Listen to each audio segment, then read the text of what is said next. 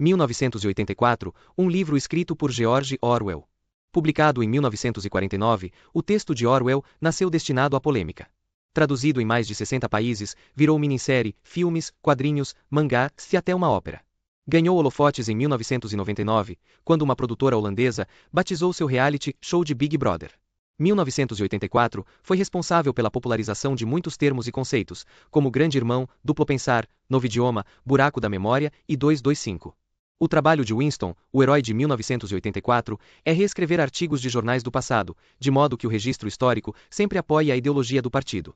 Grande parte do ministério também destrói os documentos que não foram revisados, dessa forma não há como provar que o governo esteja mentindo. Winston é um trabalhador diligente e habilidoso, mas odeia secretamente o partido e sonha com a rebelião contra o Grande Irmão.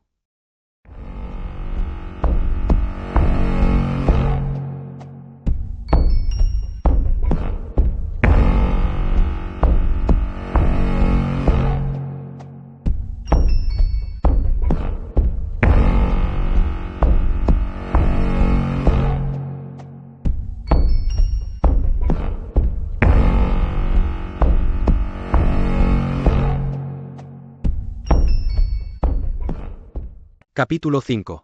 Na cantina de baixo pé direito, metida nas entranhas do solo, arrastava-se devagarinho a fila do almoço.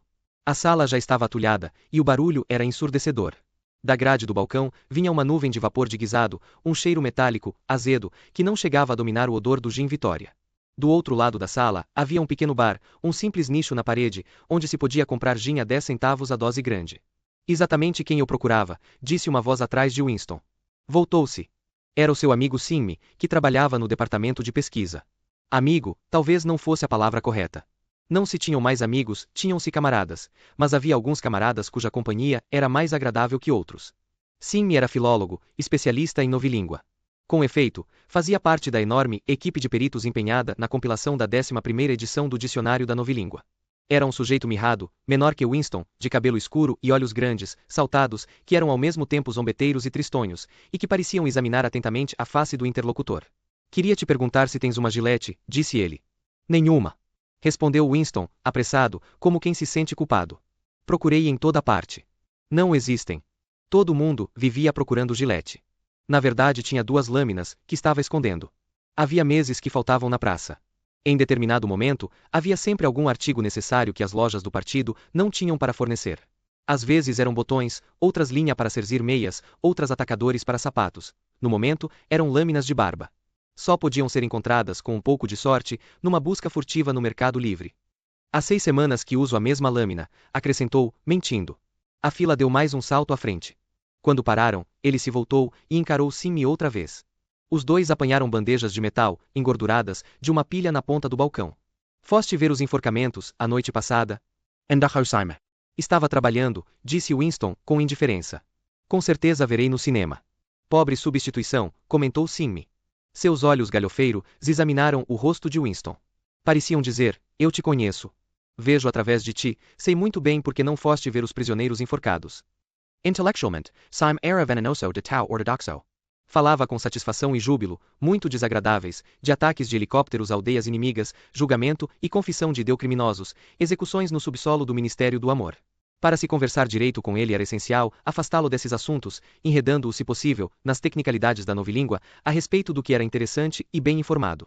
Winston virou a cabeça um pouco para o lado, para fugir ao exame dos grandes olhos escuros. Foi um bom enforcamento, prosseguiu Simmy, recordando.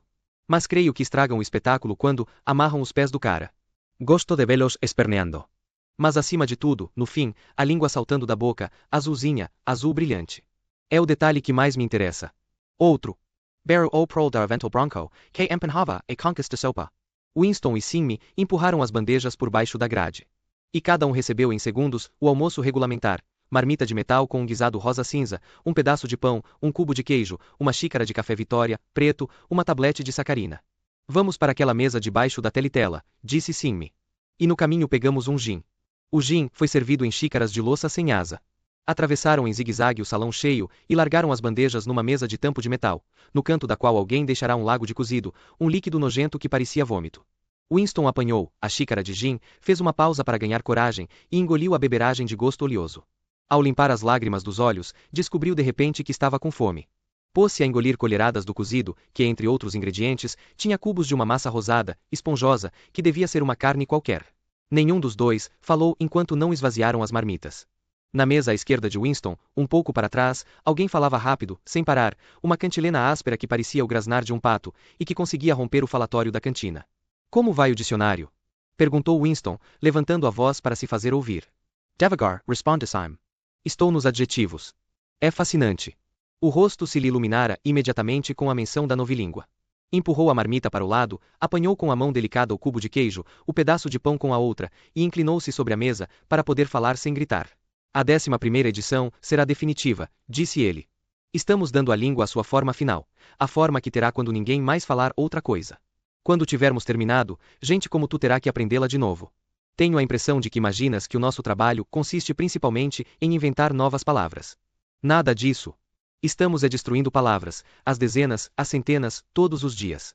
Estamos reduzindo a língua à expressão mais simples. A 11ª edição não conterá uma única palavra que possa se tornar obsoleta antes de 2050. Mordeu famintamente o pão e engoliu 2 pedaços. Depois continuou a falar, com uma espécie de paixão pedante. O rosto magro e moreno animara-se, os olhos haviam perdido a expressão de chacota e tinham se tornado quase sonhadores. É lindo, destruir palavras. Naturalmente, o maior desperdício é nos verbos e adjetivos, mas há centenas de substantivos que podem perfeitamente ser eliminados. Não apenas os sinônimos, os antonímos também. Afinal de contas, que justificação existe para a existência de uma palavra que é apenas o contrário de outra? Cada palavra contém em si o contrário. Bom, por exemplo. Se temos a palavra bom, para que precisamos de mal? Bom faz o mesmo efeito, e melhor, porque é exatamente oposta, enquanto que mal não é. Ou ainda, se queres uma palavra mais forte para dizer bom, para que dispor de toda uma série de vagas e inúteis, palavras como excelente e esplêndido etc. E tal. Plus bom corresponde à necessidade, ou dupli plus bom, se queres algo ainda mais forte. Naturalmente, já usamos essas formas, mas na versão final da novilíngua não haverá outras.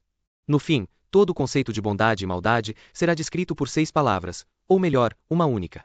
Não vês que beleza, Winston? Naturalmente, foi ideia do grande irmão, acrescentou, à guisa de conclusão. Uma tênue ansiedade perpassou pelo rosto de Winston a menção do grande irmão. Isso não obstante, Sim imediatamente percebeu nele uma certa falta de entusiasmo. Não aprecias realmente a novilíngua, Winston, disse, quase com tristeza. Mesmo quando escreves em novilíngua, pensas na antiga. Tenho lido artigos teus no Times. São bons, mas são traduções. No teu coração, havias de preferir a anticlíngua, com toda a sua imprecisão e suas inúteis gradações de sentido. Não percebes a beleza que é destruir palavras. Sabes que novilíngua é o único idioma do mundo cujo vocabulário se reduz de ano para ano. Winston naturalmente não sabia. Sorriu com ar de simpatia, ao que esperava, não confiando em suas próprias palavras. Sim mordiscou outro fragmento do pão escuro, mastigou um pouco e continuou. Não vês que todo o objetivo da novilíngua é estreitar a gama do pensamento? No fim, tornaremos a crimideia literalmente impossível, porque não haverá palavras para expressá-la. Todos os conceitos necessários serão expressos exatamente por uma palavra, de sentido rigidamente definido, e cada significado subsidiário eliminado, esquecido. Já, na 11ª edição, não estamos longe disso. Mas o processo continuará muito tempo depois de estarmos mortos. Cada ano, menos e menos palavras, e a gama da consciência sempre um pouco menor. Naturalmente, mesmo em nosso tempo, não há motivo nem desculpa para cometer uma crimideia. É apenas uma questão de disciplina, controle da realidade. Mas no futuro não será preciso nem isso. A revolução se completará quando a língua for perfeita. Novilíngua é Ingsoc e Ingsoc é novilíngua, agregou com uma espécie de satisfação mística. Nunca te ocorreu, Winston, que por volta do ano de 2050, o mais tardar, não viverá um único ser humano capaz de compreender esta nossa palestra? Exceto. Começou Winston, em tom de dúvida, mas parou de repente. Estivera a pique de dizer exceto os proles, mas controlou-se, sem ter plena certeza de que essa observação fosse ortodoxa.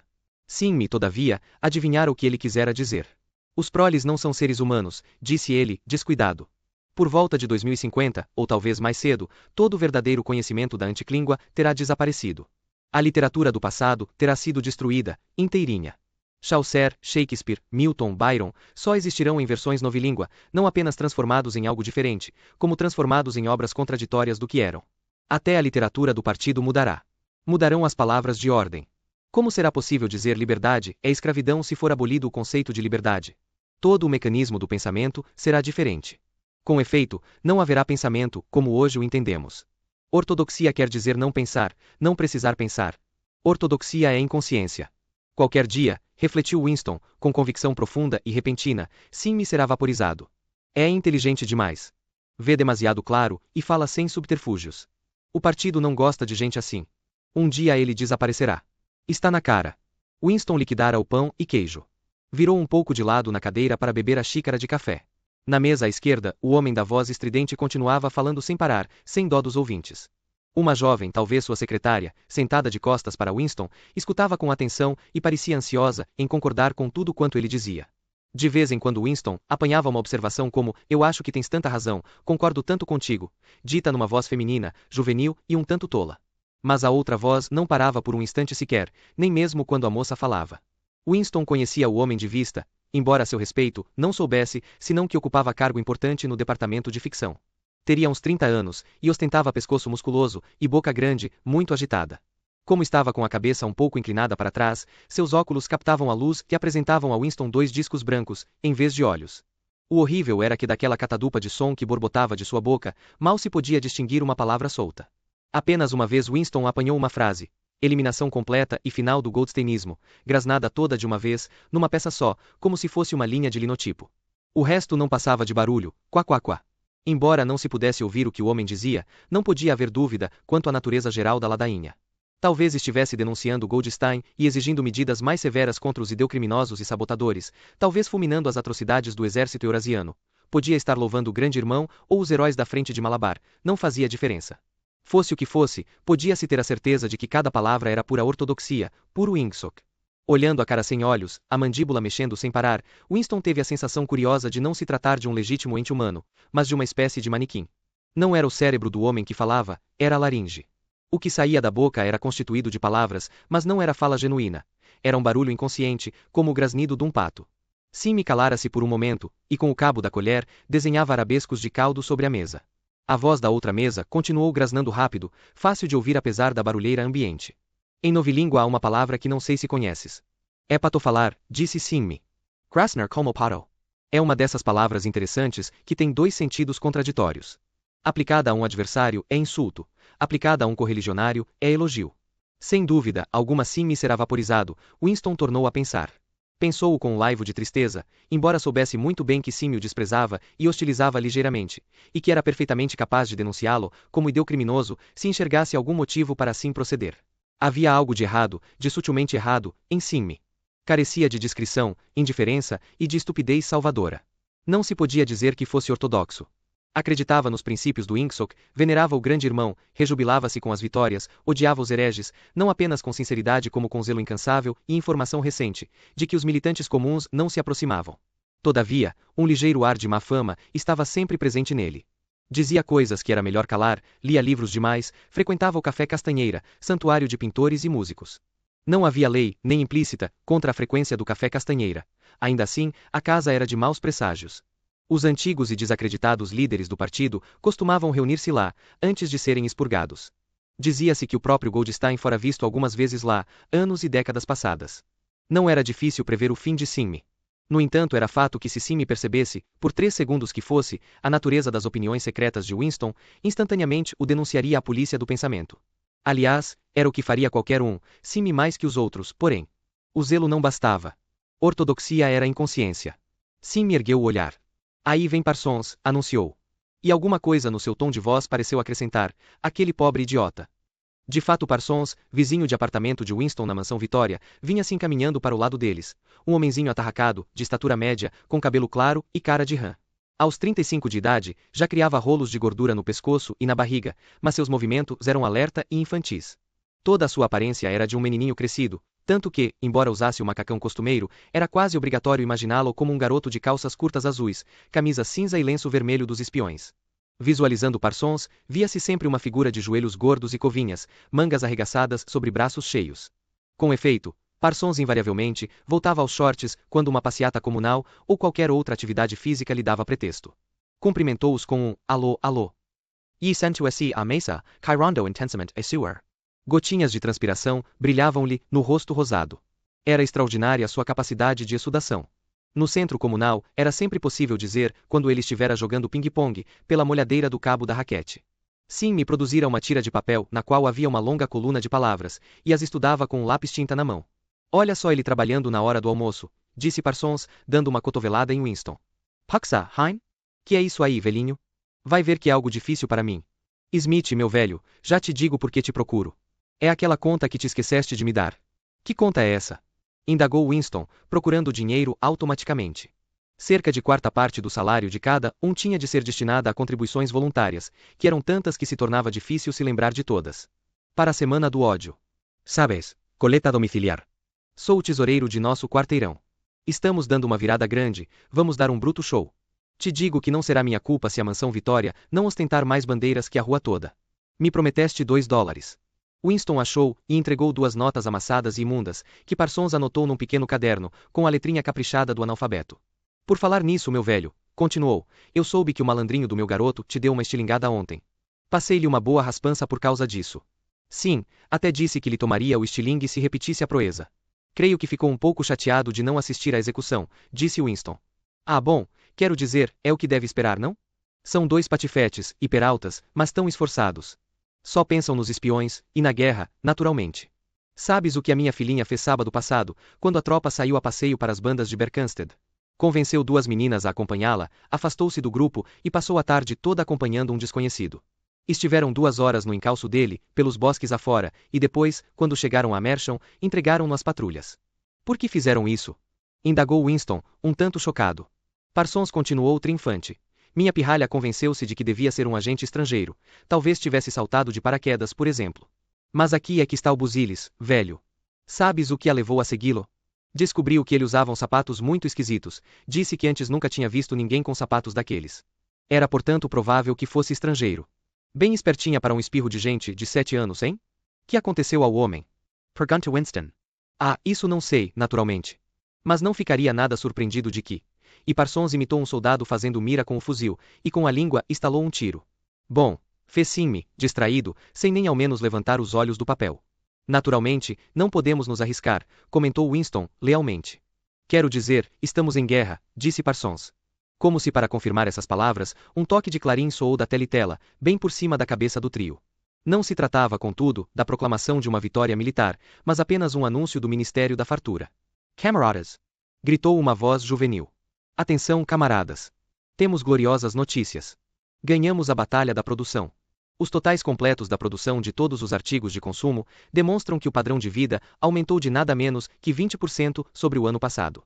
Em toda a Oceania houve esta manhã incontroláveis demonstrações espontâneas, com os trabalhadores marchando das fábricas e escritórios, e desfilando pelas ruas, com estandartes exprimindo sua gratidão ao grande irmão, pela nova vida feliz que a sua sábia liderança nos deu. Eis alguns dos totais finais. Gêneros alimentícios. A expressão nova vida feliz correu várias vezes. Ultimamente, caíra no gosto do Ministério da Fartura.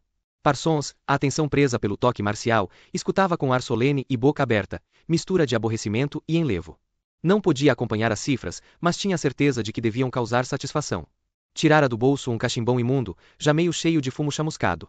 Com 100 gramas de tabaco por semana, raramente era possível encher o cachimbo até em cima. Winston fumava um cigarro Vitória, que mantinha cuidadosamente na horizontal. A nova ração só começava no dia seguinte e lhe restavam apenas 4 cigarros. Conseguirá tapar os ouvidos aos barulhos mais distantes, e estava escutando a fanfarronice da teletela. Aparentemente, houvera até demonstrações de agradecimento ao grande irmão por aumentar para 20 gramas a ração semanal de chocolate. No entanto, apenas na véspera, fora anunciada a redução para 20 gramas. Seria possível que engolissem aquilo 24 horas depois? Pois engoliam. Parsons engoliu facilmente, com estupidez de animal. A criatura sem olhos da outra mesa engoliu fanaticamente, apaixonadamente, com um desejo furioso de descobrir, denunciar e vaporizar quem quer que ousasse sugerir que na semana anterior fora 30 gramas. Sim-me também, de modo mais complexo, com duplo pensar de permeio, sim-me engoliu. Então era ele o único de posse da lembrança? Fabulosas estatísticas continuaram saindo da teletela. Em comparação com o ano anterior havia mais comida, mais roupa, mais casas, mais móveis, mais panelas, mais combustível, mais navios, mais helicópteros, mais livros, mais recém-nascidos, tudo aumentara, exceto a doença, o crime e a loucura. Ano após ano, minuto após minuto, todo mundo, tudo mais ganhava as alturas. Como fizera Sime antes, Winston tomou a colher e com o caldo se pôs a desenhar calungas sobre a mesa. Meditava, ressentido, na textura física da vida. Teria sido sempre assim? Teria a comida tido sempre o mesmo gosto? Olhou em torno da cantina. Um salão de teto baixo, paredes sujas do contato de inúmeros corpos, maltratadas cadeiras e mesas de metal, tão juntinhas que os cotovelos se tocavam. Colheres arcadas, bandejas trincadas, rústicas xícaras brancas, gordurentas todas as superfícies, sujeira em cada frincha. E um cheiro azedo, composto de gin ordinário, café ruim, guisado metálico e roupa suja. Havia sempre no estômago e na pele uma espécie de protesto, a sensação de que se perderá para um gatuno algo a que se tinha direito. Era fato que não tinha recordação de nada muito diferente. Em todas as épocas que lembrava com precisão, nunca houvera suficiente para comer, nunca tivera meias ou roupa branca que não fossem esburacadas, mobília que não fosse capenga e gasta. E cômodos mal aquecidos, trens subterrâneos atulhados, casas caindo aos pedaços, pão escuro, chá raro, café nojento, cigarros insuficientes, nada barato e abundante, exceto gin sintético. E conquanto as coisas piorassem com o envelhecimento do corpo, não era isto um sinal de ser diferente à ordem natural das coisas. Quando o coração se confrangia ante o desconforto, a sujeira e a escassez, os invernos intermináveis, as meias pegajosas, os elevadores que nunca funcionavam, a água fria, o sabão áspero, os cigarros que se desfaziam, a comida de sabor mau e estranho. Por que achar tudo isso intolerável, a menos que se tivesse uma espécie de lembrança ancestral de coisas outrora diferentes? Tornou a olhar em volta da cantina. Quase todo mundo era feio, e seria feio ainda que se vestisse direito, em vez de usar o macacão do partido. Do outro lado do salão, sozinho numa mesa, um homem mirrado que parecia um besouro, tomava uma xícara de café, os olhinhos atirando dardos suspicazes para um lado e outro. Como era fácil, pensou Winston, acreditar que o tipo físico considerado ideal pelo partido, rapazes altos e musculosos, donzelas de grandes seios, louras, viçosas, queimadas de sol, alegres, existisse e mesmo predominasse. Na verdade, até onde podia julgar, a maioria na pista número 1 era de gente miúda, morena, mal favorecida. Era curioso que aquele tipo de escaravelho proliferasse nos ministérios. Homenzinhos troncudos, ainda moços e já obesos, de perninhas curtas, movimentos rápidos, assustados, faces gordas e inescrutáveis, de olhos minúsculos. Era o tipo que parecia florescer melhor, sob o domínio do partido. O anúncio do Ministério da Fartura terminou com outra fanfarra e foi seguido de música metálica. Parsons, movido a um vago entusiasmo pelo bombardeio dos números, tirou o cachimbo da boca. O Ministério da Fartura fez excelente trabalho este ano, disse, abanando a cabeça com ar de quem sabe o que fala. Por falar nisso, meu velho Smith, não tens uma giletinha que possa ceder? Nenhuma, replicou Winston. Há 6 semanas que estou usando a mesma lâmina. Ah, bom, achei que não fazia mal perguntar. Sinto muito. O grasnido da mesa próxima, provisoriamente calado pelo aviso do Ministério, recomeçara, mais forte que nunca. Por algum motivo obscuro, Winston de repente se surpreendeu pensando na senhora Parsons com o cabelo ralo e poeira nas rugas. Dentro de 2 anos, aquelas crianças a denunciariam à polícia do pensamento. A senhora Parsons seria vaporizada. Saim seria vaporizado. Winston seria vaporizado. O'Brien seria vaporizado. Por outro lado, Parsons jamais seria vaporizado. A criatura sem olhos, da voz grasnante, jamais seria vaporizada. Os homenzinhos escaravelhais que tão de manso palmilhavam os labirintos dos ministérios, esses tampouco seriam vaporizados. E a moça do cabelo escuro, a guria do departamento de ficção, jamais seria vaporizada. Parecia-lhe saber por instinto quais sobreviveriam e quais pereceriam, embora não fosse fácil dizer o que dava direito à sobrevivência. Naquele momento, foi arrancado das suas meditações por um violento golpe. A moça da mesa vizinha voltara-se de lado e estava olhando para ele. Era a rapariga do cabelo escuro. Olhava-o com o rabo dos olhos, mas com intensa curiosidade. No momento em que percebeu que ele também a fitava, desviou a vista. O suor escorreu pela espinha de Winston. Um horrível arrepio de terror perpassou por ele. Sumiu quase imediatamente, mas deixou um ressalvo de mal-estar. Por que o olharia daquele modo? Por que vivia a seguilo? Infelizmente, não podia se lembrar se ela já estava na mesa quando ele chegará, ou se viera depois. A questão era que na véspera, durante os 2 minutos de ódio, sentara atrás dele sem haver necessidade visível de o fazer. Com toda a certeza, o seu objetivo real fora escutá-lo e verificar se gritava bem alto contra Goldstein. O pensamento anterior voltou à mente de Winston. Provavelmente não era da polícia do pensamento, devia ser o tipo do espião amador, que é a pior praga de todas. Não sabia quanto tempo ela o estivera olhando, talvez uns 5 minutos, e era possível que não tivesse a fisionomia perfeitamente controlada.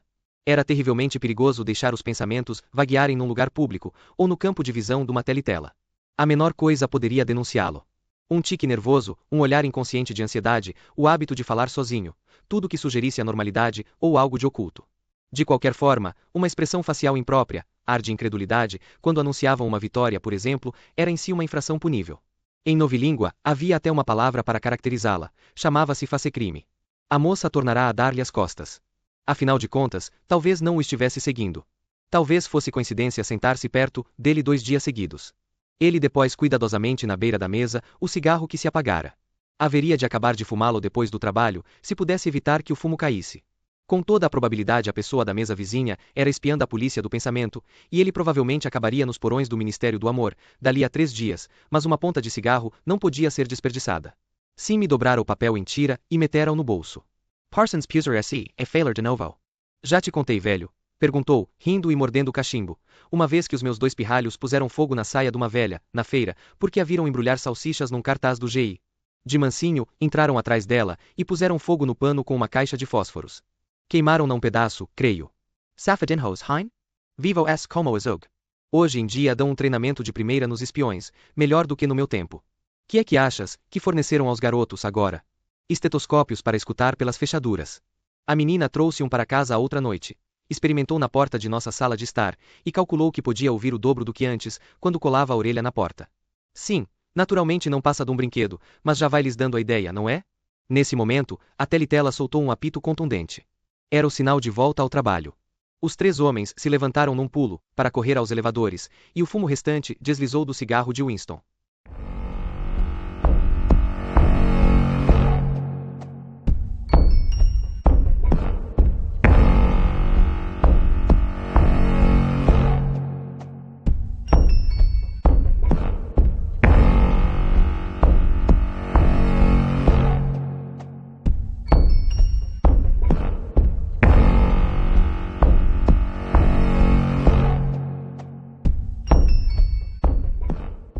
Capítulo 6. Winston escrevia no diário, faz 3 anos. Era uma noite escura, numa ruela sem luz, perto de uma grande estação ferroviária. Ela estava parada perto de uma porta, sob um lampião que mal iluminava o lugar. Tinha rosto jovem, com pintura espessa. Foi realmente a pintura que me chamou a atenção, pois era branca como uma máscara, e os lábios muito vermelhos, brilhantes. As mulheres do partido nunca se pintam. Não havia ninguém mais na rua, nem Telitela. Ela disse $2 e eu. Por um minuto, foi difícil continuar. Fechou os olhos e apertou com os dedos, tentando afastar a visão que insistia em voltar. Tinha uma tentação quase indomável de berrar um bando de palavras indecentes a pleno pulmão. Ou bater a cabeça na parede, dar um pontapé na mesa, ou atirar o tinteiro pela janela. Fazer algo violento, doloroso ou ruidoso que pudesse apagar a lembrança que o atormentava. Nosso pior inimigo, refletiu, é o sistema nervoso. A qualquer momento a tensão que há dentro da gente pode se traduzir num sintoma visível. Pensou num homem com quem cruzara na rua havia algumas semanas. Um sujeito de aspecto comum, membro do partido, de 35 ou 40 anos, alto e magro, levando uma pasta. Estavam a apenas alguns metros de distância, quando o lado esquerdo do rosto do homem se contorceu subitamente num espasmo. Tornou a acontecer quando cruzaram. Era apenas um tremor, um arrepio, rápido como o clique do obturador de uma máquina fotográfica, mas evidentemente habitual. Lembrou-se de ter pensado na ocasião, esse pobre diabo está danado. O mais aterrorizante era o ato talvez ser inconsciente. O pior de todos os perigos era falar dormindo. Não havia meio de se proteger contra aquilo. Ele suspirou e continuou escrevendo. Entrei com ela pela porta e atravessamos um quintal, chegando à cozinha de um porão. Contra a parede havia uma cama, e sobre a mesa uma lâmpada, muito fraquinha. Ela rangeu os dentes. Gostaria de cuspir. Ao mesmo tempo que na mulher da cozinha do porão, pensou em Catherine, sua esposa. Winston era casado, ou fora casado. Com certeza ainda era casado, pois, tanto quanto sabia, a esposa não morrera. Pareceu inalar de novo o odor morno da cozinha do porão, um cheiro misto de percevejos, roupa suja e perfume ordinário, e no entanto atraente, porque nenhuma mulher do partido usava perfume, nem se podia imaginar que fizesse tal coisa. Só os proles usavam perfume. Para ele, aquele cheiro trazia à mente o ato sexual. A escapada com aquela mulher fora a primeira, em 2 anos ou mais. Andar com prostitutas era proibido, naturalmente, mas era dessas regras que às vezes os militantes tinham coragem de quebrar. Era perigoso, mas não era caso de vida ou morte. Ser apanhado com uma meretriz poderia significar 5 anos num acampamento de trabalhos forçados. Apenas isso, se não houvesse outra infração. E era fácil, contanto que se evitasse ser surpreendido no ato. Os bairros pobres pululavam de mulheres prontas a se entregarem. Algumas podiam ser compradas até por uma garrafa de gin, que os proles não tinham direito de beber. Tacitamente, o partido se inclinava até a incentivar a prostituição, para dar saída a instintos que não podiam ser totalmente suprimidos. Mera luxúria não tinha maior importância, contanto que fosse furtiva e sem alegria, e só envolvesse mulheres de uma classe submersa e desprezada. O crime imperdoável era a promiscuidade entre membros do partido. Mas, embora este crime fosse invariavelmente confessado pelos acusados, nos grandes expurgos, era difícil imaginar que acontecesse. O objetivo do partido não era simplesmente impedir que homens e mulheres criassem lealdades difíceis de controlar. Seu propósito real, não declarado, era roubar todo o prazer ao ato sexual. Não tanto o amor como o erotismo era o inimigo, tanto dentro como fora do casamento. Todos os casamentos entre membros do partido tinham que ser aprovados por um comitê nomeado para esse fim, e embora o princípio jamais fosse claramente declarado, a permissão era sempre recusada se o casal desse a impressão de haver qualquer atração física. O único fim reconhecido do casamento era procriar filhos para o serviço do partido. A cópula devia ser considerada uma pequena operação ligeiramente repugnante, como um clister. Isto tampouco era dito em voz alta, mas de modo indireto era ensinado a cada membro do partido, desde a infância. Havia até organizações como a Liga Juvenil Antissexo, que advogava completo celibato para ambos os sexos. Todas as crianças deveriam nascer por inseminação artificial, Insemart, e educadas em instituições públicas. Isto, Winston sabia, não era para se levar de todo a sério, mas de certo modo se encaixava na ideologia geral do partido. O partido estava procurando matar o instinto sexual, ou, se não fosse possível matá-lo, torcê-lo e torná-lo indecente. Ele não sabia o porquê dessa conduta, mas assim era, e lhe parecia natural que assim fosse. E, no que se referia às mulheres, os esforços do partido haviam logrado considerável êxito. Ele tornou a pensar em Catherine. Devia fazer 9, 10, quase 11 anos que se haviam separado. Era curioso que pensasse nela tão raramente. Às vezes, passava dias e dias sem se lembrar de que fora casado. Tinham vivido juntos apenas 15 meses. O partido não permitia o divórcio, mas até incentivava a separação quando não havia filhos. Catherine era uma moça alta, de cabelos claros, muito ereta, de esplêndidos movimentos. Tinha rosto ousado, aquilino, que se poderia chamar nobre até se descobrir não haver praticamente nada por trás dele. Logo no começo da vida conjugal descobrira que Catherine possuía, sem exceção, a mente mais estúpida, vulgar e vazia que já conhecera, embora fosse talvez por conhecê-la mais intimamente que a maioria das pessoas.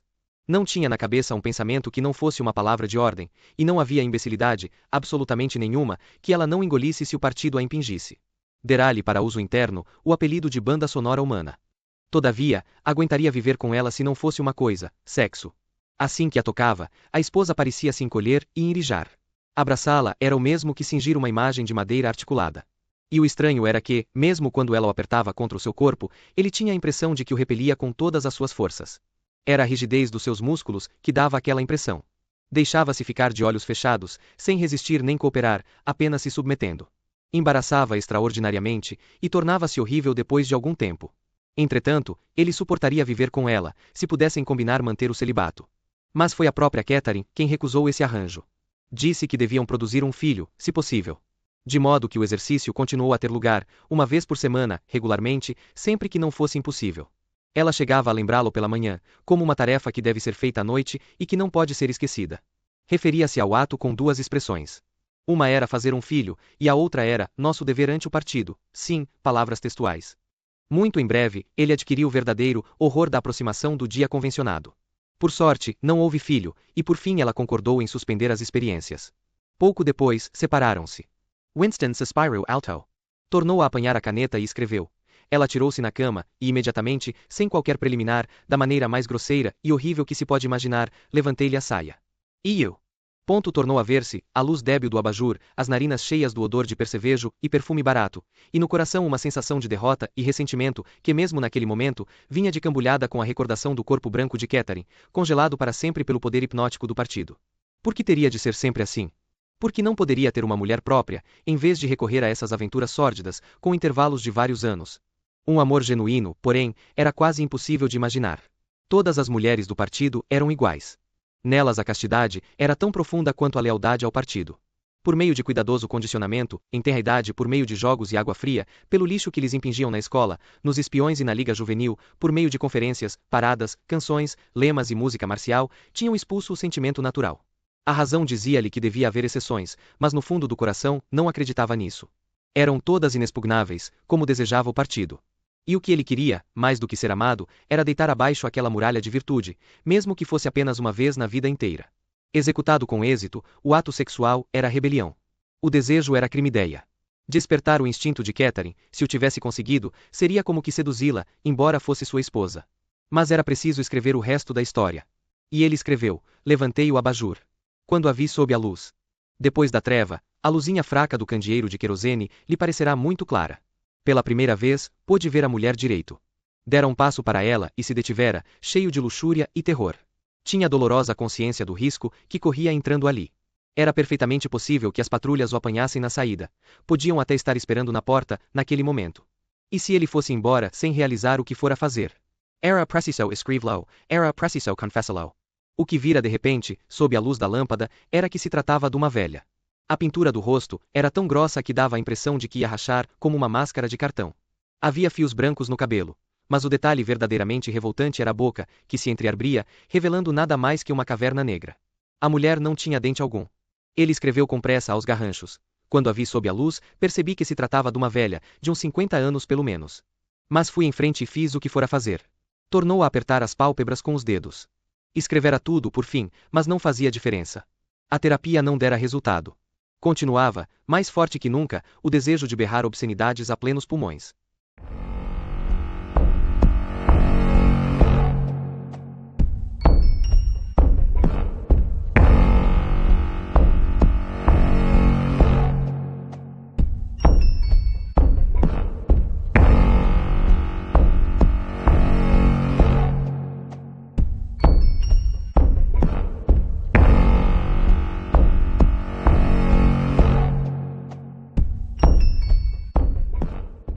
Capítulo 7. Se há esperança, escreveu Winston, está nos proles. Se esperança houvesse, devia estar nos proles, porque só neles, naquela massa desdenhada, formigante, 85% da população da Oceania, podia-se gerar força suficiente para destruir o partido. O partido não poderia ser derrubado de dentro. Seus inimigos, se é que tinha inimigos, não tinham modo de se reunir, nem mesmo de se identificar. Mesmo que existisse a legendária fraternidade, como era possível que existisse, era inconcebível que os seus membros pudessem jamais se reunir em grupos maiores que 2 ou 3. A rebelião revelava-se num olhar, numa inflexão da voz, no máximo, num cochicho ocasional. Mas os proles, se de algum modo adquirissem consciência do seu poderio, não precisariam conspirar. Bastava-lhes levantarem-se e sacudir-se, como um cavalo sacode as moscas. Se o quisessem, poderiam demolir o partido no dia seguinte. Mais cedo ou mais tarde, isso lhes haveria de ocorrer. No entanto, lembrou-se de uma vez em que ia passando por uma rua cheia de gente, quando um tremendo grito de centenas de vozes, vozes de mulher, se fizera ouvir num beco lateral, pouco adiante. Era um formidável brado de ira e desespero, forte e grave, que continuou como a reverberação de um sino.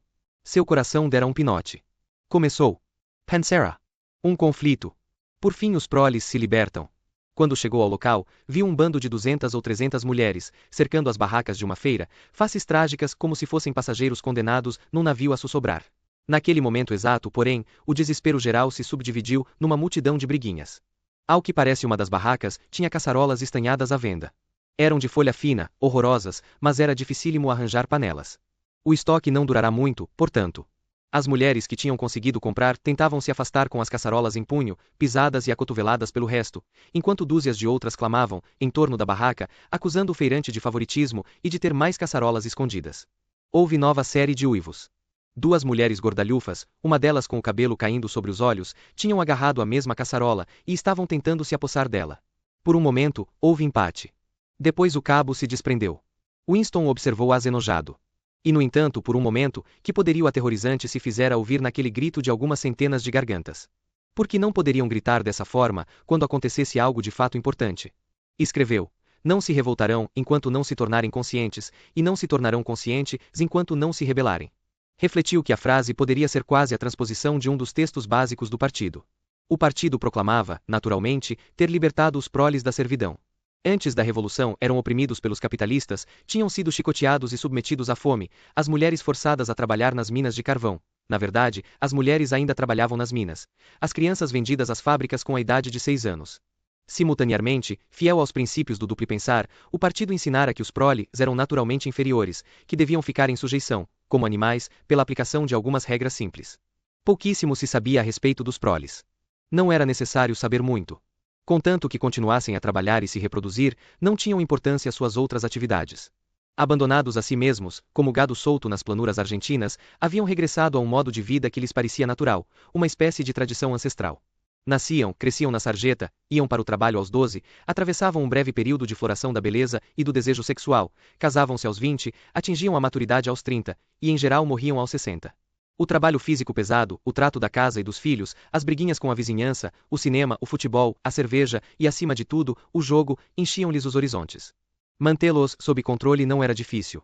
Alguns agentes da polícia do pensamento estavam sempre entre eles, soltando boatos, marcando e eliminando os poucos indivíduos julgados capazes de se tornar perigosos, mas não se tentava doutriná-los com a ideologia do partido. Não era desejável que os proles tivessem sentimentos políticos definidos. Tudo o que se lhes exigia era uma espécie de patriotismo primitivo, ao qual se podia apelar sempre que fosse necessário levá-los a aceitar rações menores ou maior expediente de trabalho. E mesmo quando ficavam descontentes, como às vezes acontecia, o descontentamento não os conduzia a parte alguma, porque, não tendo ideias gerais, só podiam focalizar a animosidade em ridículas reivindicações específicas. Os males maiores, geralmente lhes fugiam à observação. A grande maioria dos proles nem tinha telitelas em casa. Até a polícia civil interferia pouquíssimo com eles. Havia enorme criminalidade em Londres. Todo um mundo subterrâneo de ladrões, bandidos, prostitutas, vendedores de narcóticos e contraventores de todo tipo. Mas como tudo se passava entre os próprios proles, não tinha importância. Em todas as questões morais, se permitia obedecerem ao código ancestral. O puritanismo sexual do partido não lhes era imposto. A promiscuidade não era punida, e o divórcio era permitido. Nesse particular, até a adoração religiosa teria sido permitida se os proles demonstrassem algum sintoma de desejá-la ou dela carecerem. Ninguém desconfiava deles. Como dizia o lema do partido, os proles e os animais são livres. Winston esticou o braço e coçou cautelosamente a variz ulcerada. Começara a comichar de novo. O que sobrevinha invariavelmente era a impossibilidade de saber como de fato fora a vida antes da Revolução. Tirou da gaveta um livro escolar de história, que tomara emprestado à senhora Parsons, e pôs-se a copiar um trecho no diário. Antigamente dizia, antes da gloriosa Revolução, Londres não era a bela cidade que hoje conhecemos. Era um lugar escuro, sujo, miserável, onde pouca gente tinha bastante que comer e onde centenas e milhares de pobres não tinham calçado nem abrigo onde dormir. Crianças de mais ou menos a tua idade tinham de trabalhar 12 horas por dia, para patrões cruéis, que as castigavam com chicotes quando trabalhavam muito devagar e não lhes davam senão fatias de pão velho e água. Mas no meio dessa terrível pobreza, havia umas poucas casas belíssimas habitadas pelos ricos, que tinham até 30 criados para cuidar deles.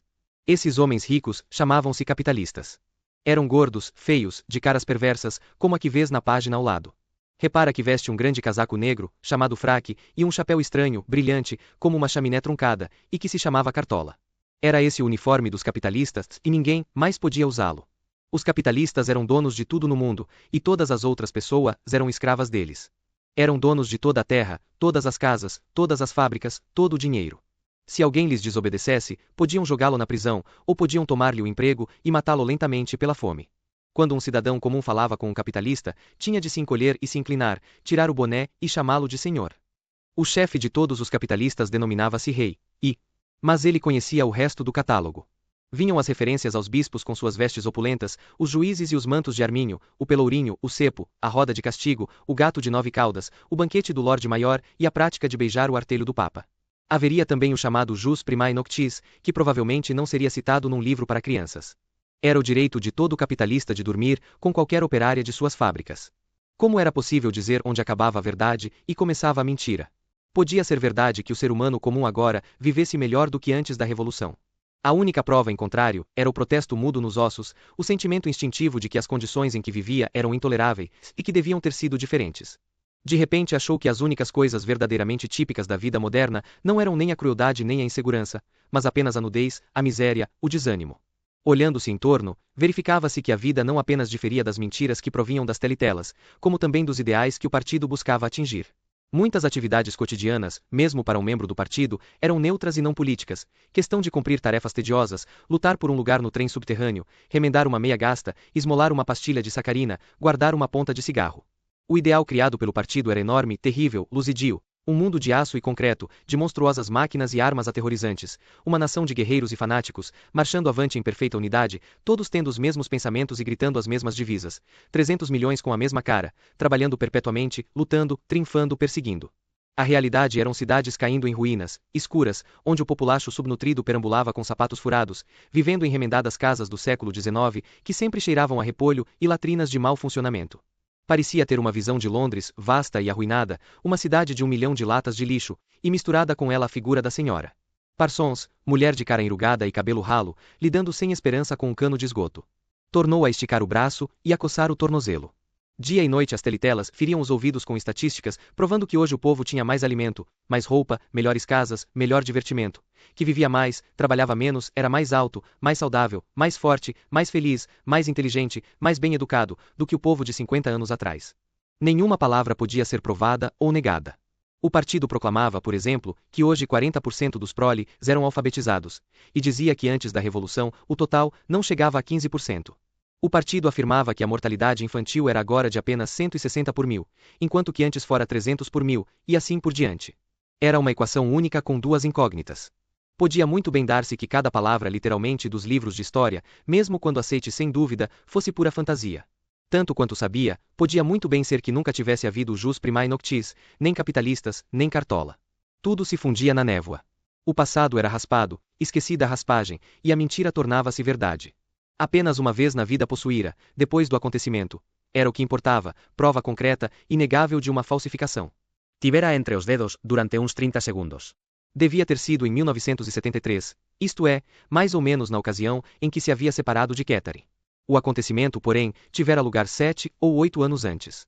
Com efeito, a história começara por volta de 1965, o período dos grandes expurgos em que os chefes originais da Revolução tinham sido liquidados de uma vez por todas.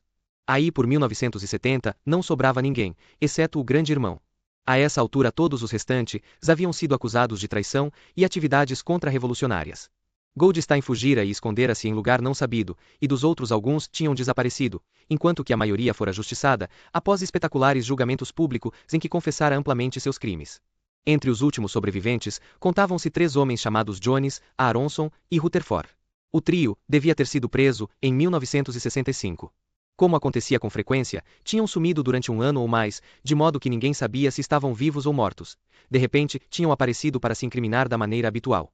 Confessaram entendimentos com o inimigo, que naquela data era a Eurásia, desfalque de dinheiros públicos, assassinatos de vários dignos membros do partido, intrigas contra a liderança do grande irmão, que se tinham iniciado muito antes da Revolução, e atos de sabotagem causadores da morte de centenas de milhares de inocentes. Depois de confessar, tinham sido perdoados, restabelecidos no partido e nomeados para cargos que pareciam importantes, mas que não passavam de sinecuras. Os 3 haviam escrito longos e abjetos artigos no Times, analisando as razões da sua defecção e prometendo emendar-se. Algum tempo depois, Winston vira os 3 no Café Castanheira. Lembrava-se do fascínio com que os examinara, com o rabo dos olhos. Eram bem mais velhos que ele, relíquias de um mundo antigo, quase que as últimas grandes figuras remanescentes do passado heróico do partido. O encanto da luta clandestina e da guerra civil ainda pairava ligeiramente sobre eles. Winston teve a impressão, embora já os fatos e datas se fossem confundindo, que lhe soubera os nomes muito antes de conhecer o do grande irmão.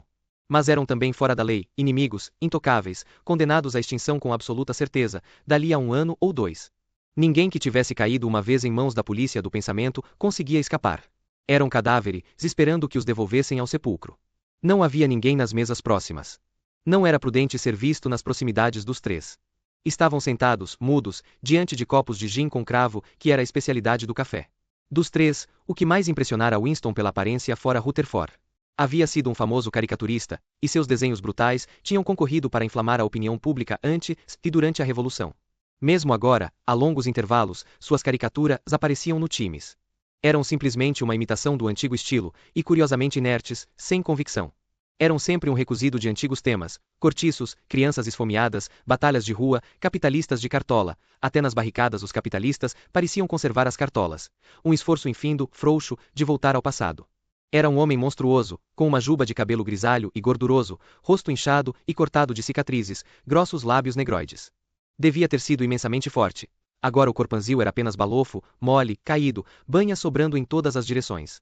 Parecia ruir diante dos olhos dos circunstantes, como alguma montanha. Eram 15 horas, hora solitária. Winston já não conseguia lembrar-se do que fora fazer no café àquela hora. Estava quase deserto. Das telitelas se desprendia uma música de latas. Os 3 estavam sentados no seu canto, sem falar, quase imóveis. Sem que lhe pedissem, o garçom trazia novos copos de gin. Na mesa, ao lado dele, havia um tabuleiro de xadrez, com as peças arrumadas, mas o jogo não começara. E então, durante talvez meio minuto, algo sucedeu às telitelas. A música que tocavam mudou, como também mudou o tom. Ouviu-se, era algo muito difícil de descrever. Uma nota peculiar, partida, um zurro, uma chacota, que Winston, para seu uso pessoal, considerou amarela. E da tela uma voz cantou: sob a frondosa castanheira eu te vendi, e tu me vendeste. Lá estão eles, e aqui estamos nós, sob a frondosa castanheira. Os homens nem se mexeram. Mas quando Winston tornou a fitar o rosto arruinado de Rutherford, notou que tinha os olhos rasos d'água. E pela primeira vez observou, com uma espécie de arrepio por dentro, sem que no entanto soubesse o que lhe dava arrepios, que tanto Aronson como Rutherford tinham o nariz quebrado. Pouco depois os três tinham sido presos de novo. Ao que parece, haviam se metido em novas conspirações no mesmo momento em que tinham ganho a liberdade. No segundo julgamento, confessaram de novo todos os velhos crimes, acrescentando uma porção de outros. Foram executados e sua sina registrada nas histórias do partido, como advertência à posteridade. Cerca de 5 anos depois, em 1973, Winston desenrolava um maço de documentos que acabava de cair do tubo pneumático, quando deu com um fragmento de papel que evidentemente fora colocado entre os outros e esquecido. No instante em que o desenrolou, percebeu-lhe o valor. Era meia página arrancada do Times de uns 10 anos antes, a parte superior, e incluía a data, e continha uma foto dos delegados numa função do partido em Nova York. No meio do grupo destacavam-se Jones, Aronson e Rutherford.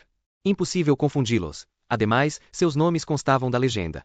Isso não obstante, os homens tinham confessado, em ambos os julgamentos, que naquela data tinham estado em solo eurasiano. Tinham voado de um aeroporto secreto no Canadá a um ponto da Sibéria, onde conferenciaram com membros do Estado-Maior Eurasiano, a quem haviam traído importantes segredos militares. A data gravara-se na mente de Winston, porque era o dia do equinócio do verão, mas a história toda deveria estar registrada numa porção de outros lugares. Só havia uma conclusão possível: as confissões eram falsas. Naturalmente, isto em si não era nenhum descobrimento. Nem Winston imaginara que as pessoas suprimidas nos expurgos houvessem de fato cometido os crimes de que eram acusadas. Mas ali estava a prova concreta. Era um fragmento do passado abolido, como um osso de fóssil que surge numa camada errada e destrói uma teoria geológica. Seria suficiente para fazer o partido se desmoronar, se fosse possível publicá-la e tornar conhecida do mundo a sua significação. Ele continuará trabalhando. Assim que vira a fotografia, e o que queria dizer, cobrirá-a com uma folha de papel. Por sorte, ao desenrolá-la, estava de cabeça para baixo, em relação à telitela. Colocou no joelho o bloco de rascunho e empurrou a cadeira para trás, de modo a se afastar o mais possível da telitela. Manter o rosto sem expressão não era difícil, e com esforço se podia até controlar a respiração. Mas não era possível controlar o bater do coração, e a telitela era bastante sensível para captá-lo. Ele se quedou por 10 minutos, atormentado pelo terror de que algum acidente, um pé de vento que de repente lhe limpasse a mesa, o traísse. Então, sem tornar a descobri-la, jogou a fotografia no buraco da memória, com outros papéis servidos. Dali a 1 minuto talvez, não passaria de cinzas. Isso fora 10, 11 anos atrás. Hoje, talvez, tivesse guardado o recorte. Era curioso que o fato de tê-lo entre os dedos lhe parecesse fazer tanta diferença, agora que a fotografia propriamente dita, e o acontecimento que registrava, não passavam de recordações. Seria menos forte o domínio do partido sobre o passado, indagou ele, porque existira um dia uma prova que deixará de existir. Mas hoje, supondo que fosse possível recuperá-la das cinzas, a fotografia talvez não fizesse prova alguma. Na ocasião em que descobrira o caso a Oceania, não estava mais em guerra com a Eurásia, e devia ter sido aos agentes da Lestásia que os três haviam traído a pátria. Depois disso tinha havido outras reviravoltas, 2, 3, não lembrava quantas. Com toda a certeza as confissões tinham sido escritas e reescritas, a ponto dos fatos e datas originais não terem a mínima importância. O passado não podia apenas ser modificado, podia ser mudado continuamente. O que mais o afligia, com uma sensação de pesadelo, era nunca compreender com clareza por que se iniciará a tremenda impostura. Eram óbvias as vantagens imediatas da falsificação do passado, mas os motivos finais eram misteriosos. Ele tornou a pegar a caneta e escreveu: "Compreendo como, não compreendo por quê." Indagou de seus botões, como fizera muitas vezes, se não era lunático ele próprio. Talvez um lunático seja apenas uma minoria de um. Antigamente, fora sinal de loucura acreditar que a Terra gira em torno do Sol. Hoje, crer que o passado é inalterável. Podia ser o único a ter aquela crença, e sendo sozinho, lunático. A ideia de ser lunático, porém, não o perturbava grandemente. Oh horror era estar enganado. Tomou o livro escolar e olhou o retrato do grande irmão que formava o frontispício. O olhar hipnótico fixou o de Winston. Era uma força enorme, fazendo pressão. Algo que penetrava o crânio, se chocava contra o cérebro, amedrontava e fazia perder a fé, persuadia quase a negar a evidência dos sentidos. No fim, o partido anunciaria que 2 e 2 são 5, e todos teriam que acreditar. Era inevitável que o proclamasse mais cedo ou mais tarde, exigia-o a lógica de sua posição. Sua filosofia negava tacitamente não apenas a validez da experiência, como a própria existência da realidade externa. O bom senso era a herisia das heresias. E o que mais aterrorizava não era que matassem o cidadão por pensar diferente, mas a possibilidade de terem razão. Porque, afinal de contas, como sabemos que 2 e 2 são 4? Ou que existe a lei da gravidade? Ou que o passado é inalterável? Se tanto o passado como o mundo externo só existem na mente, e se a mente em si é controlável, então? Mas não. De repente a coragem de Winston pareceu fortalecer-se. O rosto de O'Brien, sem ser recordado por nenhuma evidente associação de ideias, surgira-lhe no espírito. E soube, com mais certeza do que antes, que O'Brien estava do seu lado. Estava escrevendo o diário para O'Brien, a O'Brien. Era uma espécie de carta interminável, que ninguém leria, mas que era dirigida a uma certa pessoa e por isso adquiria vibração. O partido ordenava que o indivíduo rejeitasse a prova visual e auditiva. Era a sua ordem final, essencial. O coração de Winston fraquejou quando pensou no enorme poderio que tinha pela frente, a facilidade com que qualquer intelectual do partido o deitaria por terra num debate, os sutis argumentos que não conseguiria compreender e muito menos responder. E no entanto, sentia ter razão. Eles estavam errados. O óbvio, o tolo e o verdadeiro tinham que ser defendidos. Os truísmos são verdadeiros, esse aqui é o fato. O mundo sólido existe, suas leis não mudam. As pedras são duras, a água é líquida, os objetos largados no ar caem sobre a crosta da terra. Com a impressão de falar com O'Brien, e também de estar fixando um importante axioma, ele escreveu: a liberdade é a liberdade de dizer que 2 e 2 são 4. Admitindo-se isto, tudo o mais decorre.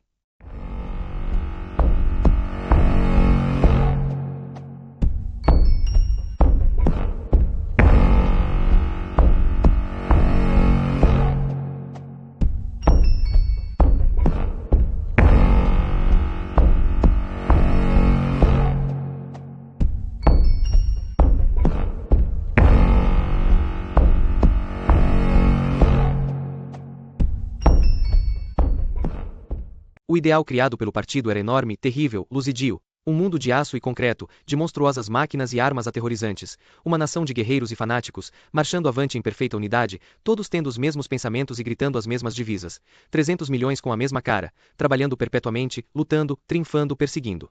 A realidade eram cidades caindo em ruínas, escuras, onde o populacho subnutrido perambulava com sapatos furados, vivendo em remendadas casas do século XIX, que sempre cheiravam a repolho e latrinas de mau funcionamento. Parecia ter uma visão de Londres, vasta e arruinada, uma cidade de 1 milhão de latas de lixo, e misturada com ela a figura da senhora Parsons, mulher de cara enrugada e cabelo ralo, lidando sem esperança com um cano de esgoto. Tornou a esticar o braço e a coçar o tornozelo. Dia e noite as telitelas feriam os ouvidos com estatísticas, provando que hoje o povo tinha mais alimento, mais roupa, melhores casas, melhor divertimento, que vivia mais, trabalhava menos, era mais alto, mais saudável, mais forte, mais feliz, mais inteligente, mais bem educado, do que o povo de 50 anos atrás. Nenhuma palavra podia ser provada ou negada. O partido proclamava, por exemplo, que hoje 40% dos proles eram alfabetizados, e dizia que antes da Revolução, o total não chegava a 15%.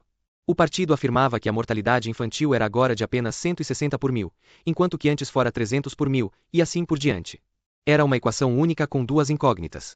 Podia muito bem dar-se que cada palavra literalmente dos livros de história, mesmo quando aceite sem dúvida, fosse pura fantasia. Tanto quanto sabia, podia muito bem ser que nunca tivesse havido jus primae noctis, nem capitalistas, nem cartola. Tudo se fundia na névoa. O passado era raspado, esquecida a raspagem, e a mentira tornava-se verdade. Apenas uma vez na vida possuíra, depois do acontecimento.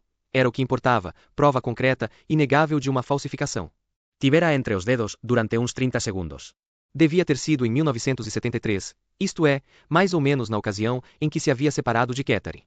O acontecimento, porém, tivera lugar 7 ou 8 anos antes. Com efeito, a história começara por volta de 1965, o período dos grandes expurgos em que os chefes originais da Revolução tinham sido liquidados de uma vez por todas. Aí por 1970, não sobrava ninguém, exceto o grande irmão. A essa altura todos os restantes haviam sido acusados de traição e atividades contra-revolucionárias. Goldstein fugira e escondera-se em lugar não sabido, e dos outros alguns tinham desaparecido, enquanto que a maioria fora justiçada, após espetaculares julgamentos públicos em que confessara amplamente seus crimes. Entre os últimos sobreviventes, contavam-se 3 homens chamados Jones, Aronson e Rutherford. O trio devia ter sido preso em 1965. Como acontecia com frequência, tinham sumido durante 1 ano ou mais, de modo que ninguém sabia se estavam vivos ou mortos. De repente, tinham aparecido para se incriminar da maneira habitual. Confessaram entendimentos com o inimigo, que naquela data era a Eurásia, desfalque de dinheiros públicos, assassinatos de vários dignos membros do partido, intrigas contra a liderança do grande irmão, que se tinham iniciado muito antes da Revolução, e atos de sabotagem causadores da morte de centenas de milhares de inocentes. Depois de confessar, tinham sido perdoados, restabelecidos no partido e nomeados para cargos que pareciam importantes, mas que não passavam de sinecuras. Os 3 haviam escrito longos e abjetos artigos no Times, analisando as razões da sua defecção e prometendo emendar-se. Algum tempo depois, Winston vira os três no café Castanheira. Lembrava-se do fascínio com que os examinara, com o rabo dos olhos. Eram bem mais velhos que ele, relíquias de um mundo antigo, quase que as últimas grandes figuras remanescentes do passado heróico do partido. O encanto da luta clandestina e da guerra civil ainda pairava ligeiramente sobre eles. Winston teve a impressão, embora já os fatos e datas se fossem confundindo, que lhe soubera os nomes muito antes de conhecer o do grande irmão. Mas eram também fora da lei, inimigos, intocáveis, condenados à extinção com absoluta certeza, dali a 1 ano ou 2. Ninguém que tivesse caído uma vez em mãos da polícia do pensamento conseguia escapar. Eram cadáveres, esperando que os devolvessem ao sepulcro. Não havia ninguém nas mesas próximas. Não era prudente ser visto nas proximidades dos três. Estavam sentados, mudos, diante de copos de gin com cravo, que era a especialidade do café. Dos três, o que mais impressionara Winston pela aparência fora Rutherford.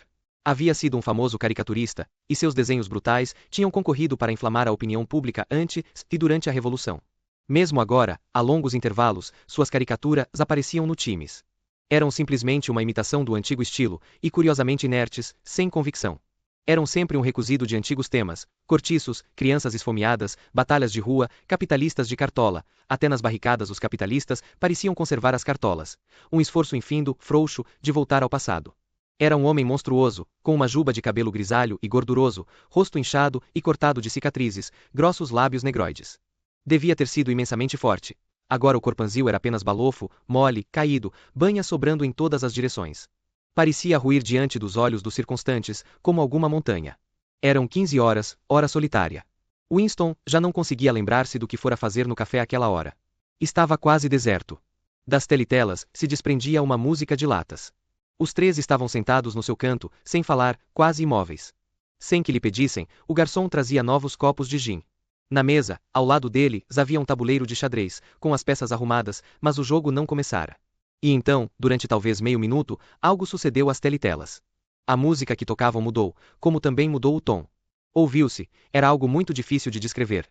Uma nota peculiar, partida, um zurro, uma chacota, que Winston, para seu uso pessoal, considerou amarela.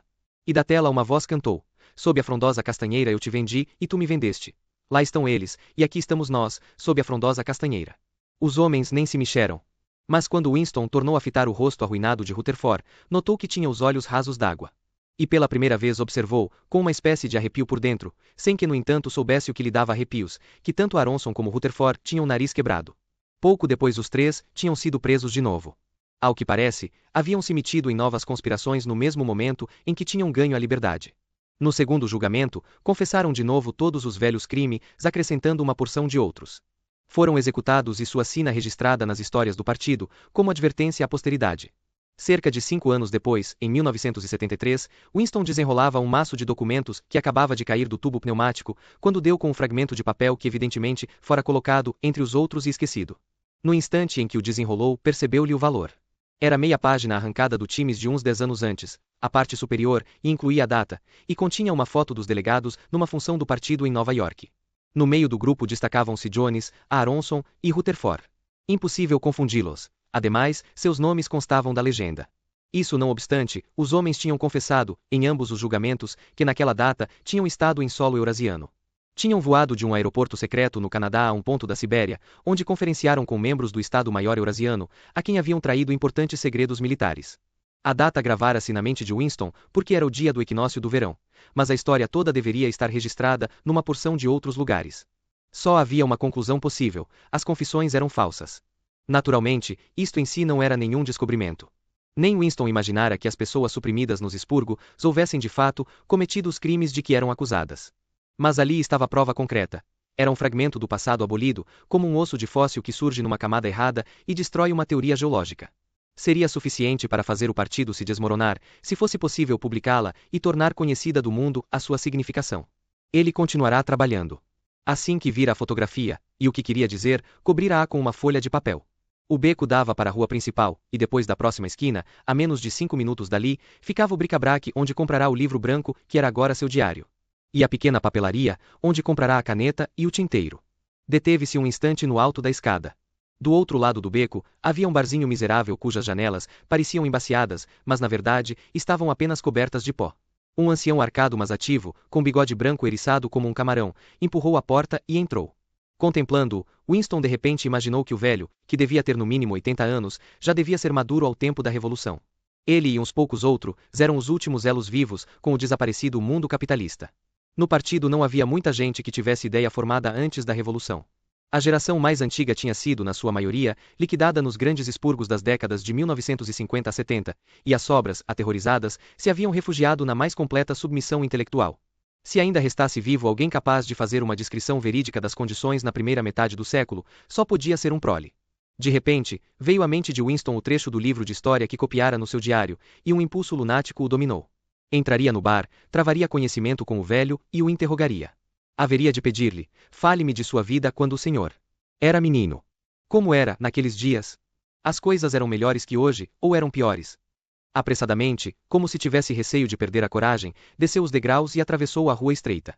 Era loucura, evidentemente. Como de praxe, não havia regulamento contra a conversa com os proles, nem a frequência de seus bares, mas era ato muito fora do comum para passar despercebido. Se as patrulhas aparecessem, ele poderia desculpar-se dizendo que se sentirá mal, porém era pouco provável que lhe dessem crédito. Empurrou a porta, e um horrendo cheiro de queijo e cerveja azeda atingiu em cheio. Quando entrou o barulho das vozes, diminuiu, talvez a metade do volume. Por trás das costas, podia sentir todo mundo a examinar-lhe o macacão. Um jogo de flechinhas ao alvo, no outro extremo da sala, interrompeu-se por uns 30 segundos. O velho que ele seguirá estava no balcão, altercando com o botiqueiro, um rapaz corpulento, de nariz de gancho e braços enormes. Vários fregueses do bar, com os copos na mão, observavam a cena. Te pedi com educação, não foi? Insistiu o velho, endireitando os ombros belicosamente.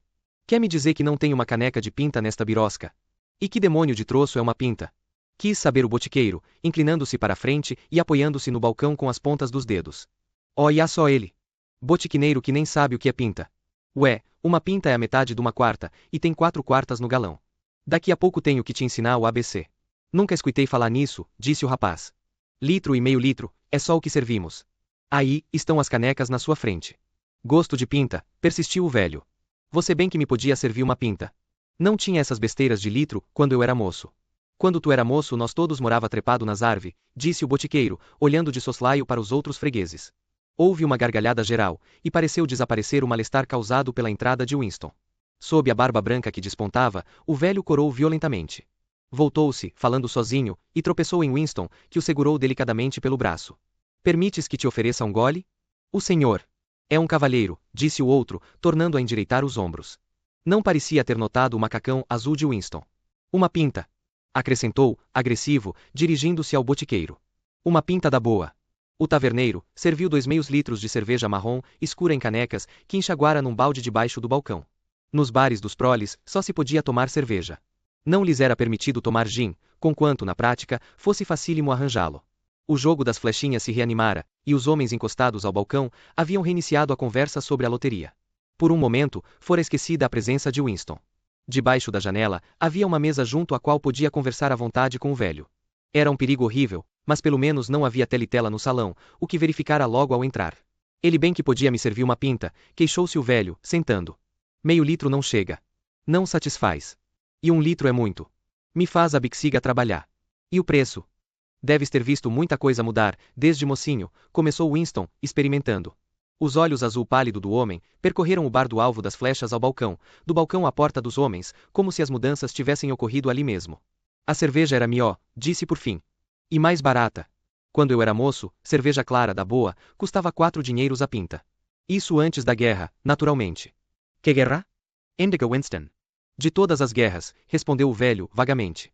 Levantou o copo e tornou a endireitar os ombros. Com os meus melhor voto de saúde e felicidade. No pescoço magro o pomo de Adão, muito pontudo, fez um rapidíssimo movimento de subir e descer, e a cerveja sumiu.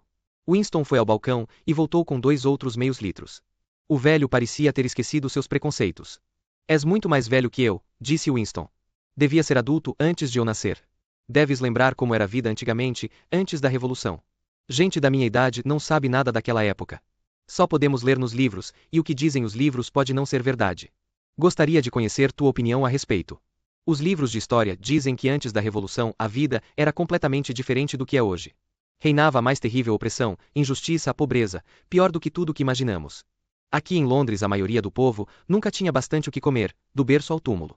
Metade da população não tinha sapato. Trabalhava 12 horas por dia, saía da escola aos 9 anos, dormiam 10 em cada quarto. Ao mesmo tempo havia um grupinho de alguns milhares, os chamados capitalistas, ricos e poderosos. Eram donos de tudo quanto existia. Moravam em casarões lindos com 30 empregados, passeavam de automóvel e carruagem de 4 cavalos, bebiam champanha, usavam cartolas. O rosto do velho se iluminou. Cartolas? Disse ele. Engraçado que fale nisso. A mesma coisa me veio na cabeça ontem, não sei por quê. Tava pensando, faz tanto tempo que não vejo uma cartola. Acabaram, parece. A última vez que usei uma foi no enterro de minha cunhada. E isso foi. Ah, bom, não sei mais a data, mas foi uns 50 anos atrás. Naturalmente aluguei ela pro enterro, compreende, né? As cartolas não têm importância, disse Winston com paciência. A coisa é que esses capitalistas, mais alguns advogados e padres, e outros que tais, que viviam no meio deles, eram os donos da terra. Tudo existia para o gozo deles. O povinho comum, os trabalhadores, eram escravos deles. Podiam fazer o que bem entendessem. Podiam mandar-vos como gado para o Canadá. Podiam dormir com vossas filhas, se quisessem. Podiam mandar bater-vos com uma coisa, chamada gato de 9 caudas. Tinhas que tirar o boné, quando passavas por eles. Cada capitalista, andava com um bando de lacaios que... O rosto do velho, tornou a iluminar-se. Lacaios. Disse ele. Palavra que não escuto já faz tempão. Lacaios. Me faz voltar muitos anos para trás. Me lembro, nem me lembro quanto tempo. Que eu às vezes ia pro ID Park escutar os cara fazendo discurso. Exército da Salvação, católico, judeu, indiano, todo mundo. E havia um sujeito, não sei do nome dele, mas era um falado batuta, isso era. E matia opal. Lacaios. Gritava. Lacaios da burguesia. Cupichas da classe dominante. Parasita era outra palavra bonita. E hienas, ele falava muito em hiena. O senhor compreende, né? Ele estava falando contra o Partido Trabalhista.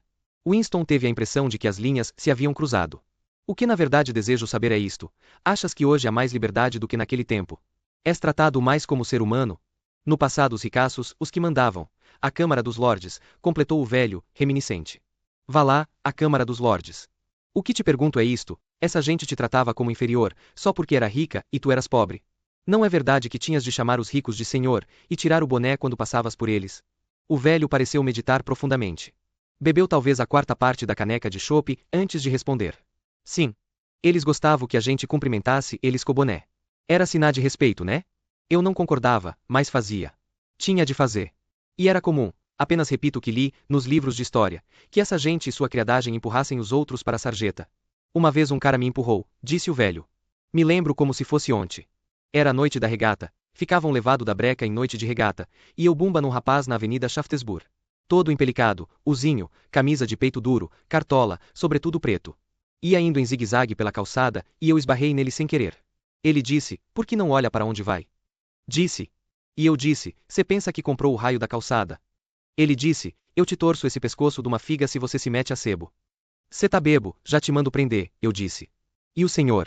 Não acredita, mas ele bota as mãos no meu peito, e me deu um empurrão que quase me atira debaixo das rodas de um ônibus.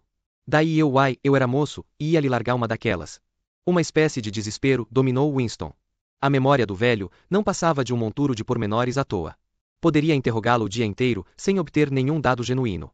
De certo modo, as histórias do partido talvez fossem verdadeiras, podiam até ser completamente verídicas. Fez a última tentativa. Talvez não me expliquei bem, disse. O que quero dizer é o seguinte. Vives há muito tempo. Viveste metade da vida antes da Revolução. Em 1925, por exemplo, já eras adulto. Pelo que recordas, podes dizer que a vida em 1925 era melhor que agora, ou pior. Qual escolherias, quando preferias viver, naquela época ou agora? O homem fitou longamente o alvo das flechinhas. Terminou o chope, mais devagar que antes. Quando falou foi com um ar tolerante e filosófico, como se a cerveja o tivesse abrandado. Sei o que o senhor. Espera que eu diga. Espera que diga que preferia ser moço outra vez. A maioria das pessoas diz que queria ser moça, se o senhor perguntar. A gente tem saúde e força quando é mais novo. Quando se chega a esta idade, não se tem mais saúde. Meus pés dói muito, e minha bexiga então nem se fala. 6 a 7 vezes por noite tenho de levantar, mas tem sua vantagem, ser velho. Não tenho tanta dor de cabeça. Nada de mulher, e é formidável. Há uns 30 anos que não ando com mulher, se o senhor creditar. Nem quis, posso jurar. Winston encostou-se ao peitoril da janela. Não adiantava continuar. Ia comprar mais cerveja quando o velho de repente se levantou e se encaminhou rápido para o mictório fedorento, ao lado da sala. O segundo meio litro estava funcionando. Winston ficou 1 minuto ou 2 olhando a caneca vazia, e mal notou quando os pés o levaram de novo para a rua. Dali a 20 anos no máximo, refletiu ele, a pergunta simples e momentosa, antes da revolução a vida era melhor que agora. Deixaria de ser respondível para todo o sempre. De fato, porém, já era irrespondível, pois alguns dispersos sobreviventes do mundo antigo eram incapazes de comparar uma época com outra. Lembravam-se de 1 milhão de coisas inúteis, de uma briga com um colega, a busca de uma bomba de bicicleta, a expressão no rosto de uma irmã falecida, o rodopio da poeira numa manhã de vento, 70 anos atrás. Mas todos os fatos relevantes já estavam fora do alcance da sua visão. Eram como a formiga, que pode ver pequenos objetos, mas não enxerga os grandes. E quando a memória falhava, e os registros escritos eram falsificados, era forçoso aceitar a assertiva do partido de que tinham melhorado as condições da vida humana, porque não existia, nem jamais poderia existir, qualquer padrão de comparação. Naquele momento, o fio dos seus pensamentos se deteve de repente. Ele parou e levantou o olhar. Estava numa rua estreita, com algumas lojinhas escuras perdidas entre residências. Bem por cima de sua cabeça, pendiam 3 fanadas esferas de metal, que tinham jeito de haver sido douradas. Pareceu-lhe conhecer o lugar. Pois, claro, estava diante da quinquilharia, onde comprará o diário.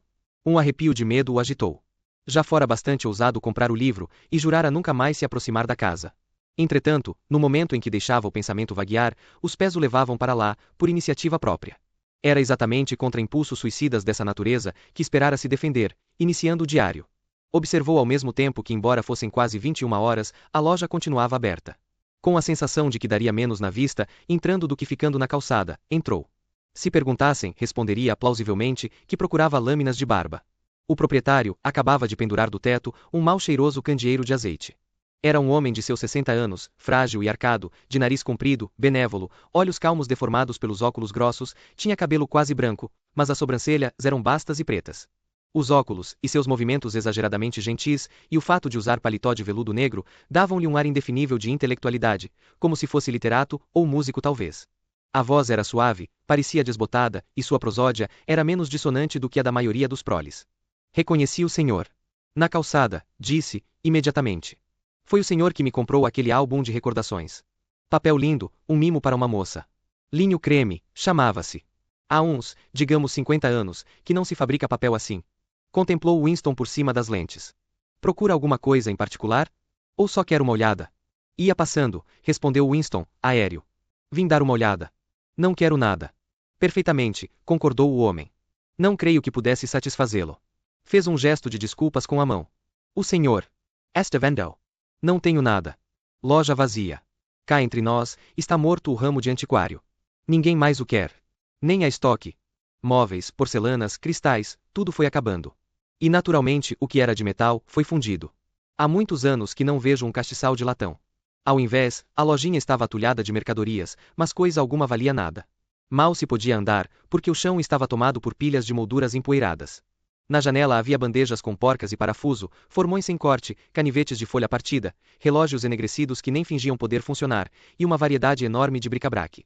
Apenas numa mesinha ao canto havia uma miscelânea, caixas de rapé, laqueadas, broches de ágata, coisas assim, que parecia incluir algo interessante. Quando Winston dela se aproximou, seu olhar foi atraído por um objeto liso, redondo, que brilhava suavemente, à luz do lampião. Tomou-o na mão e examinou-o. Era um pesado bloco de vidro, hemisférico, e tanto a textura como o colorido do cristal ostentavam estranha suavidade, como a da água da chuva. Bem no centro, ampliado pela superfície convexa, havia um objeto cor-de-rosa, envoluta, que lembrava uma rosa ou uma anêmona do mar. Que é isto? Perguntou Winston, fascinado. É coral, informou o velho. Deve ter vindo do Oceano Índico. Costumavam embuti-lo assim, em vidro. Isso foi feito no mínimo há 100 anos. Quem sabe até mais. É lindo, suspirou Winston. É mesmo, concordou o velho, com ar de apreciador. Mas pouca gente o diria hoje. Tossiu. Sei por acaso OSR. Quiser comprar, são $4. Lembro-me de uma época em que uma coisa dessas renderia 8 libras esterlinas, e 8 libras eram. Bom, não sei mais calcular, mas era um bocado de dinheiro. Hoje, porém, quem liga às antiguidades genuínas, as poucas que restam? Winston pagou imediatamente os $4 e meteu no bolso o cobiçado objeto. Atraía-o, não tanto a sua beleza, como o fato de pertencer a uma época muito diferente da atual. O vidro macio, límpido como água da chuva, não se parecia com vidro algum, dos que conhecia. A coisa era-lhe duplamente atraente por ser inútil, embora adivinhasse que fora usada outrora como peso de papéis. Pesava muito no bolso, mas por sorte não fazia muito volume. Era um objeto estranho, comprometedor mesmo, para um membro do partido possuir. Tudo quanto fosse antigo, e tudo quanto fosse belo, era sempre vagamente suspeito. O velho tornará-se bem mais loquaz depois de receber os $4. Winston percebeu que teria aceito 3, ou mesmo 2. Lá em cima tem um quarto que o senhor talvez queira conhecer, disse. Não há grande coisa, algumas peças apenas. Deixe-me acender o lampião. Acendo outra lampada e, semper arcado, tomo e din terra, sabindo os degraus altos e gastos. Ganharam um corredor minúsculo, e entraram num cômodo que não dava para a rua, abrindo sobre um pátio lajeado e uma floresta de coifas de chaminé. Winston reparou que o quarto estava mobiliado como se alguém ainda o habitasse. Havia um pedaço de tapete no soalho, 1 ou 2 quadros na parede, e uma poltrona funda, mal conservada, junto à lareira. Um carrilhão antigo, com mostrador de 12 horas, tic-taqueava na escarpa. Sob a janela, ocupando quase a quarta parte do cômodo, uma cama enorme de casal, ainda com o colchão. Usei o quarto até minha mulher morrer, disse o velho, em tom de meia desculpa. Estou vendendo a mobília aos pouquinhos. Essa cama de mogno é linda, ou seria, se fosse possível livrá-la dos percevejos. Creio, porém, que o senhor julga um pouco sem jeito. Levantou o lampião para iluminar todo o quarto, e sob luz morna e amarelada, o lugar parecia curiosamente convidativo. Pela cabeça de Winston, perpassou a ideia de que seria facílimo alugar o quarto por alguns dólares semanais, se tivesse coragem de se arriscar. Era uma ideia louca, impossível, a ser abandonada imediatamente. Mas o quarto despertara, nele uma espécie de nostalgia, de saudade ancestral. Parecia-lhe saber exatamente que impressão dava sentar-se num quarto assim, numa poltrona ao pé do fogo, com os pés na guarda e a chaleira no gancho. Completamente só, em completa segurança, sem ninguém a fitá-lo, sem voz a persegui-lo, sem ruído algum além do tic-tac do relógio e o chiurear da chaleira. Não há telitela. Murmurou, embevecido. Nunca tive dinheiro para comprar uma, disse o velho. E não sinto falta. Ali tem uma bonita mesa de abrir, naquele canto. So KSEOSR. Quiser usá-la tem de trocar as dobradiças.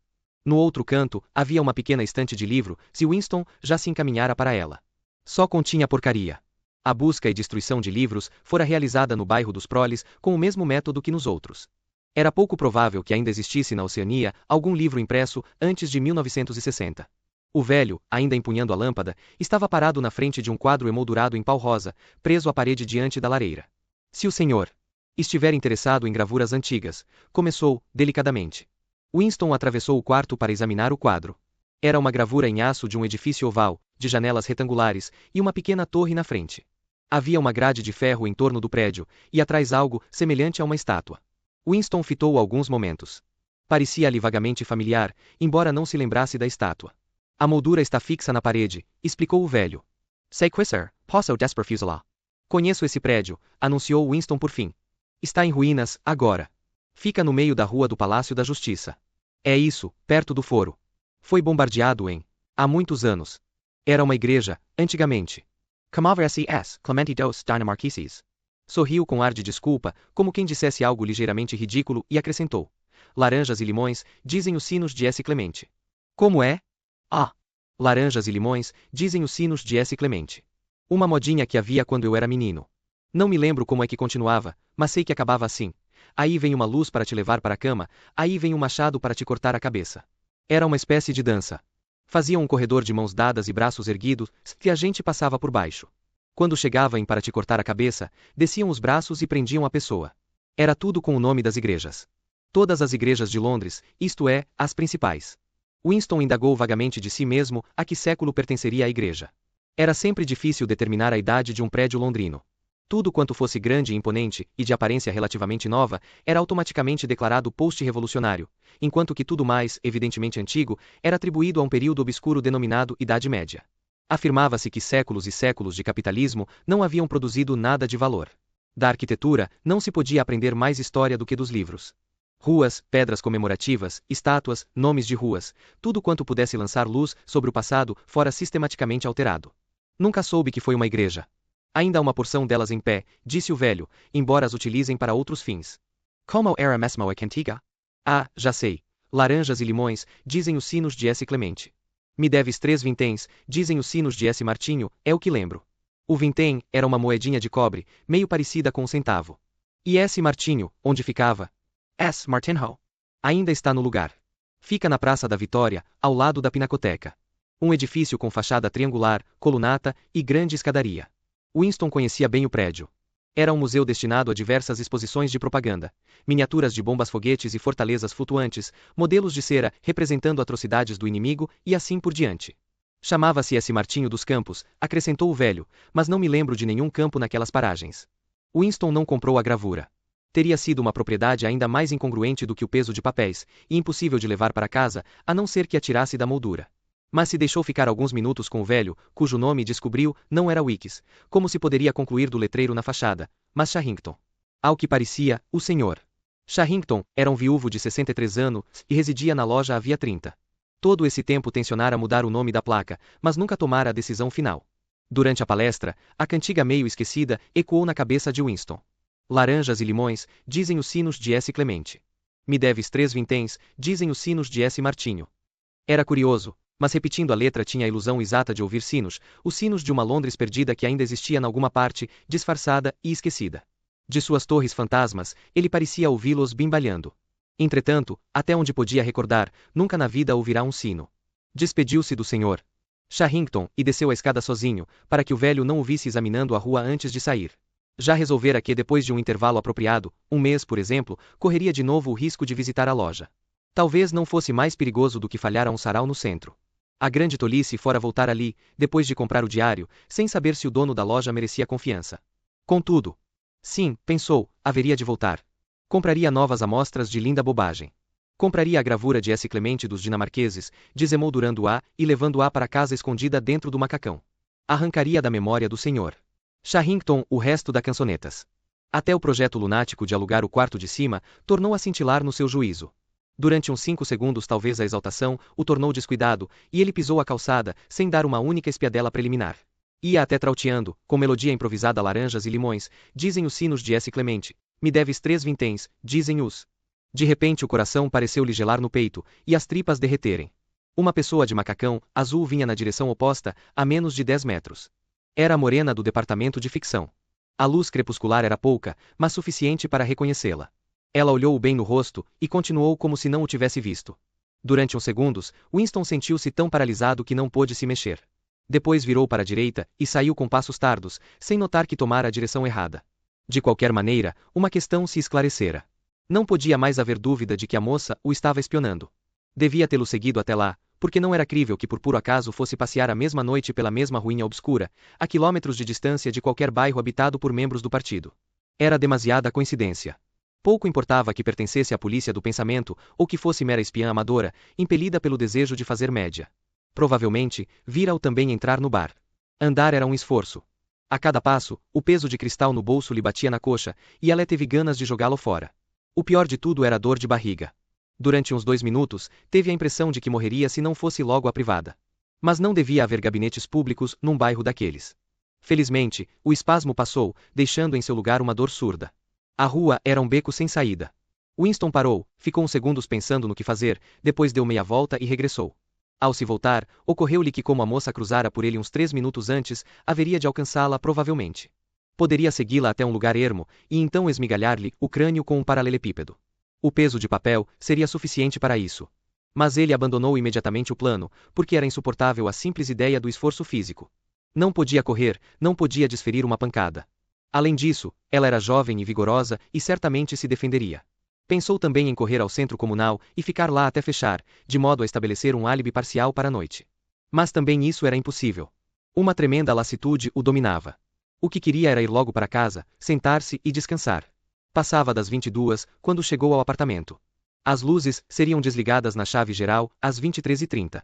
Foi à cozinha, e engoliu uma xícara quase cheia de gin Vitória. Foi então à mesa, no nicho da sala, sentou-se e tirou o diário da gaveta. Mas não o abriu imediatamente. Na teletela, uma mulher com voz de lata, berrava uma canção patriótica. Ele ficou contemplando o papel mármore da capa do caderno, tentando sem êxito banir dos sentidos aquela voz. Era a noite que vinham buscar a gente, sempre à noite. O melhor era matar-se antes de ser apanhado. Sem dúvida, havia gente capaz disso. Com efeito, muitos dos desaparecidos eram suicidas. Mas era preciso coragem desesperada para se matar num mundo em que era impossível obter armas de fogo, ou veneno rápido e certo. Pensou com uma espécie de assombro, na inutilidade biológica da dor e do medo, na traição do corpo humano que sempre se congela na inércia, no momento exato em que dele se exige esforço especial.